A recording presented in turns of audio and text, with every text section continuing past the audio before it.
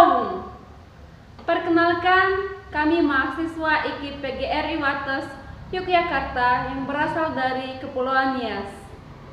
Kami merupakan mahasiswa peserta Permata Sakti 2020. Pada kesempatan kali ini kami akan menyampaikan kebudayaan yang terdapat di Pulau Nias, di antaranya rumah adat Nias dan pariwisata yang terdapat di Pulau Nias. Terlebih dahulu, perkenalkan kami dari kelompok 1, saya Ian Marta Suri Nazara, Program Studi Pendidikan Sejarah, Fakultas Ilmu Pendidikan Sosial. Ya ahobu, saya Dewi Kurnia Telambanua, mahasiswi IKIP PGRI Wates Yogyakarta, Prodi Pendidikan Sejarah semester 7. Yo, nama saya Gentry Berliandia, semester 7, Prodi Pendidikan Sejarah, Fakultas Pendidikan IPS, IKIP PGRI Wates Yogyakarta. Ya hobo, perkenalkan nama saya Niat Mawati Baiha, Program Studi Pendidikan Sejarah, Fakultas Pendidikan dan Ilmu Pengetahuan Sosial, IKIP PGRI Wates Yogyakarta. Ya ahobu, saya Yusi Mahalawa, semester 7, Prodi Pendidikan Sejarah, Fakultas Pendidikan IPS, IKIP PGRI Wates Yogyakarta. Rumah adat Nias disebut sebagai Omohada atau Omosebua dalam bahasa Nias. Rumah adat Nias dibuat di atas tiang yang tinggi dan besar yang berbentuk rumah panggung. Terdapat tiang-tiang yang terbuat dari kayu dengan tangganya bisa dipindahkan. Hal ini dengan tujuan karena pada zaman dulu ketika ada yang mau menyerang atau saat berperang, jadi lawan tidak bisa naik ke dalam rumah ketika tangganya telah dipindahkan. Rumah adat Nias dibuat dari kayu tanpa menggunakan paku, yang dibangun di atas tiang batang kayu yang kuat dan atap sisi dilapisi daun rumbia. Bagian dalam rumah dibagi menjadi bagian depan sebagai ruang publik dan bagian belakang sebagai kamar pribadi. Rumah adat Nias sebagai salah satu kekayaan leluhur yang diwariskan. Konstruksi rumah ini yaitu tanpa paku, yang dikategorikan sebagai salah satu bentuk dari arsitektur vernakular yang masih dijaga kelestariannya. Sebelum pembangunan dimulai, perlu dilakukan sebuah upacara adat dengan tujuan agar bangunan tersebut bisa diberikan berkah dan keluarga yang tinggal di dalamnya terhindar dari hal-hal yang buruk. Bangunan ini dibuat dengan metode tradisional, tanpa menggunakan paku sama sekali. Bangunan ini tahan terhadap gempa. Rumah adat Nias yang mempunyai struktur yang kuat dibandingkan dengan bangunan modern sehingga menjadikannya tahan terhadap gempa. Rumah adat Nias menggunakan sebuah cara yang unik dengan menggunakan penyokong atau diwa dalam bahasa Nias yang dibuat dan dipasang secara diagonal di antara tiang-tiang yang telah dibuat secara vertikal. Seluruh tiang yang ada dibuat berdiri di atas lempeng batu dan tidak secara langsung ke dalam tanah. Metode yang membutuhkan ketepatan dan akurasi yang sangat baik agar bisa menopang rumah secara stabil. Nah, proses pembangunan ini dapat berlangsung secara beberapa tahun. Misalkan saja 4 tahun. Hal ini dikarenakan proses struktur yang rumit pada bagian dalam rumah adat ini sehingga membutuhkan waktu yang lama untuk proses pembuatannya.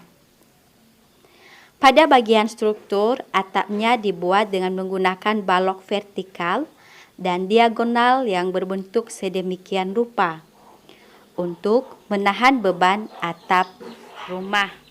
Rumah adat Nias dapat memiliki perbedaan dari rumah adat yang satu dengan rumah adat yang satu di Nias sendiri. Misalkan rumah adat Nias Selatan yang bentuknya lebih tinggi. Nah, setiap rumah yang ada membutuhkan anak tangga yang panjang dan terbuat dari batu. Pada kompleks pemukiman rumah adat terdapat sebuah parit yang dalam yang berada di belakang bambu runcing sebagai salah satu tempat untuk bertahan dari serangan. Sementara rumah adat Nias Tengah memiliki desain tersendiri yang dibuat secara memanjang. Bangunan ini dibuat berbeda. Rumah adat dibangun dengan bentuk ukuran yang primitif dan dibangun secara sendiri-sendiri dengan tidak terhubung antara dinding yang satu dengan dinding yang lain. Nah, rumah adat ini dibangun dengan memperhatikan suhu dan kondisi lingkungan. Apabila berada pada dataran yang tinggi dan dingin, maka bangunan dengan jumlah jendela yang lebih sedikit dibandingkan dengan rumah adat yang berada pada dataran rendah atau daerah yang panas. Sementara rumah adat Nias Utara mempunyai bentuk bangunan yang lonjong. Terdapat sebuah bangunan tambahan yang terpisah dari bangunan utama yang memiliki fungsi sebagai dapur. Nah, seperti itu keunikan rumah adat di Pulau Nias. Selanjutnya kita menyaksikan tempat wisata yang ada di Nias. Pantai Tureloto. Pantai Tureloto terletak di Nias Utara. Pantai ini menghadap langsung ke Samudra Hindia dan memiliki pemandangan yang sangat memukau. Selain birunya lautan, komposisi bebatuan karang yang terhampar di sekitar pantai menambah eksotisme dari tempat wisata. Kadar garam yang tinggi pada perairan di sekitar Pantai Tureloto membuat pantai ini kerap dijuluki sebagai laut mati. Pantai Sorake. Pantai Sorake terletak di Kecamatan Teluk Dalam, Kabupaten Nias Selatan. Posisi pantai yang dekat dengan samudra membuat pantai memiliki karakter ombak yang tidak biasa. Pantai Sorake memiliki ombak dengan ketinggian hingga 15 meter. Ombaknya gulu pantai dan memiliki 11 kali gelombang sebelum pecah. Ombaknya punya 5 tingkatan, sehingga peselancar dapat melakukan atraksi dengan berbagai gaya di setiap tingkatan. Peselancar juga bisa menaiki ombak hingga mencapai jarak sejauh 200 meter. Keunikan Pantai Sorake yang tak mengherankan jika pantai ini telah beberapa kali diadakan lomba berselancar tingkat internasional.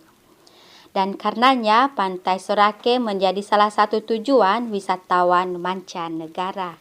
Kepulauan Hinako merupakan salah satu objek wisata bahari dengan pesona yang memukau. Kepulauan Hinako yang secara administratif terletak di wilayah Kecamatan Sirombu, Kabupaten Nias Barat.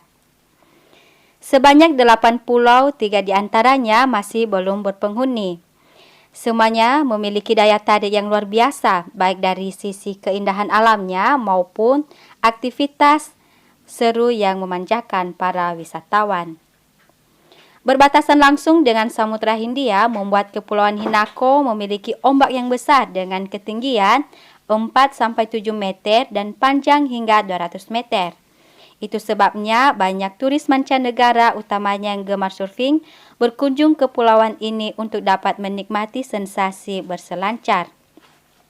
Berbagai jenis terumbu karang dan habitat laut yang menghiasi kawasan perairan di Kepulauan Hinako menjadi daya tarik tersendiri bagi penggemar. Selain itu, berbagai jenis ikan yang hidup di Kepulauan Hinako menjadi surga bagi yang gemar memancing. Di sejumlah spot pemancingan, baik yang berada di sekitar pesisir pantai maupun di tengah laut. Demikian perkenalan singkat kebudayaan Nias dari kami. Semoga menambah rasa cinta kita terhadap kebudayaan yang ada di Indonesia. Atas perhatian kami ucapkan terima kasih. Ya Allah.